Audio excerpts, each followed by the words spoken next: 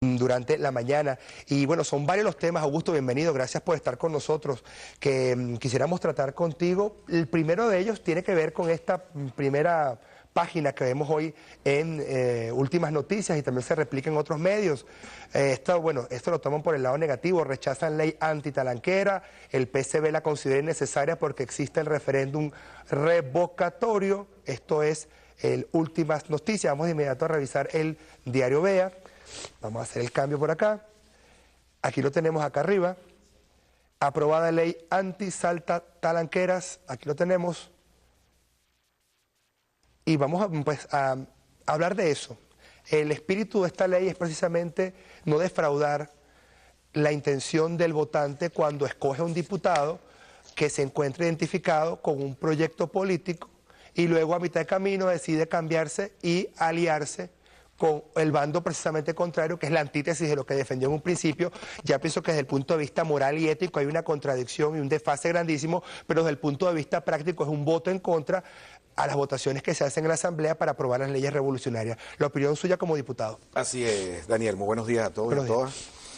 Todo el que defrauda la intención del acuerdo y el compromiso que se estableció en el momento que un candidato o una candidata entrega una propuesta de gestión, un programa al Consejo Nacional Electoral, lo cual es ley y es constitucional, y luego de haber ganado con el favor de los electores a quienes convenció por la propuesta que presentó, y los defrauda, entonces, a través de una propuesta mentirosa, engañosa, y se pasa, por ejemplo, al bando contrario, eso por supuesto representa un fraude.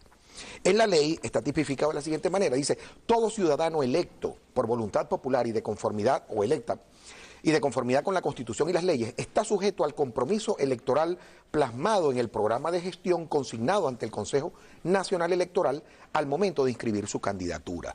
Cuando falla en mantener ese esquema de trabajo frente a su electorado, en ese momento, por supuesto, está cometiendo un fraude, está cometiendo, y sí, cualquiera pudiera pensar también que es una estafa, en el sentido de que lo viene manteniendo desde un momento, engaña al electorado y cambia.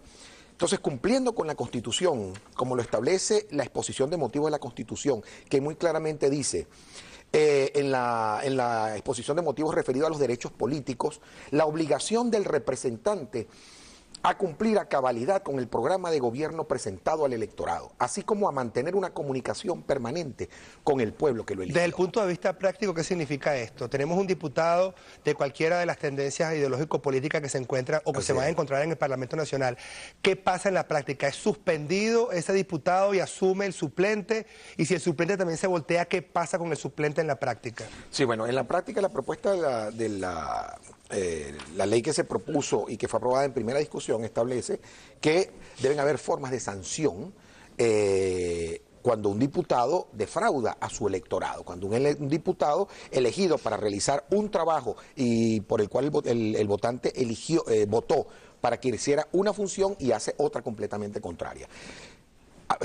Hay suspensión y hay posibilidad de inhabilitación con el voto mayoritario de la Asamblea Nacional y enviado a la Contraloría General. Del voto mayoritario, ese voto mayoritario con la composición de la Asamblea que nos va a tocar afrontar el próximo mes de enero, ¿es viable? Es decir, con la sola fracción, por ejemplo, del PSV se puede sancionar a un diputado, o con el solo voto de la oposición, la bancada opositora, se puede votar a un diputado. Las leyes se aprueban para que se cumplan. Las leyes son para toda la ciudadanía. Las leyes son una norma de aplicación general en la República. Por lo tanto, en la Asamblea Nacional lo que se busca es que la representación del pueblo en la Asamblea instrumente las leyes que se aprueban en Asamblea Nacional. Es decir, que son normas.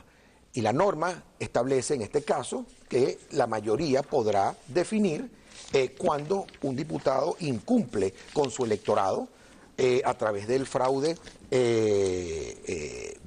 o de la inconsistencia con respecto a lo que ofreció en su programa de gestión. Supongamos que se vota y se decide que el diputado XYZ sale. Sí. ¿Quién asume el curul?